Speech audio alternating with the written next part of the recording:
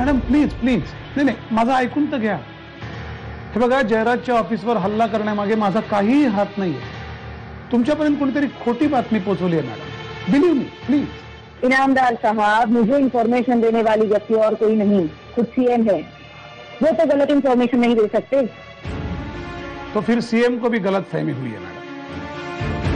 Jayraj in सब बातों के issue कर रहा है मैडम. सच बताऊं तो जयराज खुद इस जमीन में ज्यादा इंटरेस्टेड है. क्या बात कर रहे हो? जी हाँ मैडम, देखिए वो पार्टी के सदस्य है. अगर ज्यादा प्रॉपर्टी की तो इंक्वायरी हो सकती है, इसलिए मेरे नाम का इस्तेमाल कर रहे हैं. मेरा इस चीज में कोई पार्टिसिपेशन नहीं है मैडम. ठीक है, अब हम देखते हैं देशमुख जी को. मुझे नहीं लगता मैडम वो आपकी भी सुनेगा. नहीं सुनेगा तो पार्टी छोड़नी पड़ेगी उसे. जय हिंद. जय हिंद मॅडम. मला शिंदेंनी पाठवले. देशमुख साहेबांचं काही महत्वाचं काम आहे. त्यांना विश्वासू कार्यकर्ता हवाय. हो. मी अनंत प्रल्हाद कवटेकर. साहेब, तुम्ही सांगाल ते काम करायची तयारी आहे माझी, पण चोख पैसे हवेत. बसा. कामाचं स्वरूप माहीत करून घेण्याआधी पैसे मागताय तुम्ही? हो साहेब, काही महत्वाची कर्तव्य पार पाडायची. ते सोडा साहेब, काम काय करायचं? हा माझा पीए माने. काही दिवसांपूर्वी माझ्या ऑफिसवर हल्ला झाला होता. त्या हल्ल्यामध्ये यालाही मारहाण झाली होती. हल्ला इनामदारांनीच केला होता हे मला सिद्ध करायचं आहे. मला त्याला अडकवायचं आहे. पण मी काय करायचं? ऑफिसवर हल्ला करणारे सगळे हल्लेखोर फरारी आहे. तुझं काम इतकंच, तू पोलिसांसमोर जायचं आणि सांगायचं तू त्यातला एक हल्लेखोर आहेस. पोलीस तुला मानेसमोर उभा करतील. माने तुला ओळखल्याचं नाटक करतील. त्यानंतर तुला मीडिया समोर आम्ही प्रेझेंट करू. त्या मीडियाला तू सांगायचं की तुला इनामदारांनीच हा हल्ला करण्यासाठी सुपारी दिली होती. काही दिवस आतमध्येही बसावं लागेल. जमेल? हो साहेब, तयारी आहे माझी. हे काम होईल, तुम्ही काहीच काळजी करू नका. येतो. ये. अनिकेतराव, आपण 2 ठिकाणी जाऊन आलो. त्यांनी काय आपल्याला पैसे दिले नाहीत. आता एक बाई उरली आहे. जायचं का तिच्याकडे?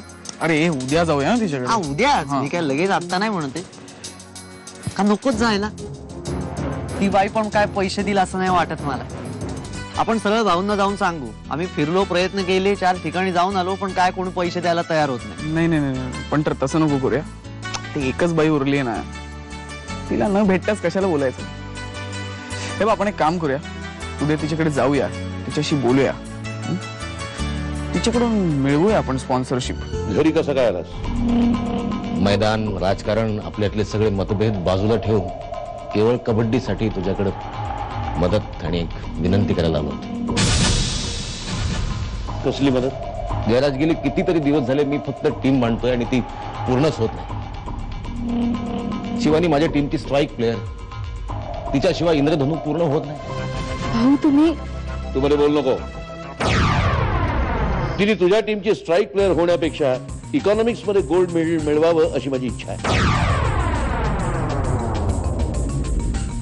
या वयामध्ये आई वडिलांपेक्षा मित्रमैत्रिणींचे संस्कार अधिक होतात ही गोष्ट लक्षात घेता सध्या ती अत्यंत संस्कारहीन अशा कबड्डी खेळणाऱ्या मैत्रिणींबरोबर आहे, जे मला पसंत नाही. कबड्डीच्या नावाखाली मारामाऱ्या करायला शिकवणारा, कुठल्या तरी चाळीतल्या मुलीची अब्रू वाचवण्यासाठी माझ्या मुलीचा वापर करणाऱ्या भाऊ जगदाळेवर माझा अजिबात विश्वास नाही. तुम्ही भाऊंशी असं नाही बोलू शकत. तुला एकदा सांगितलंय, तू मध्ये पडू नको. तुझ्याकडनं ही अपेक्षा नव्हती सदाशिव. त्या मुलींना मारामारी करायला प्रोत्साहन देतोस तू? वहिनी, टीम मधल्या सगळ्या पोरी माझ्या मुलीसारख्या. अरुणाचा विनयभंग केला तिच्या बॉसने, त्याला मारलं, त्याला शिक्षा दिली, तर काय चुकलं? हे ठरवणार तू कोण? या देशामध्ये कायदा आहे. त्या मुलीचा बॉस जर तिला त्रास देत असेल तर पोलिसांमध्ये कंप्लेंट करण्याचं सोडून त्या मुलीला चिथवून मारामाऱ्या करायला लावणं यामध्ये काही चूक आहे असं वाटत नाही तुला? नाही.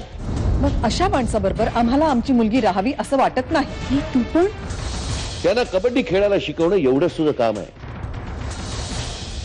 इतरांच्या मुलींवर संस्कार करण्याचा हक्क दिला कोणी तुला?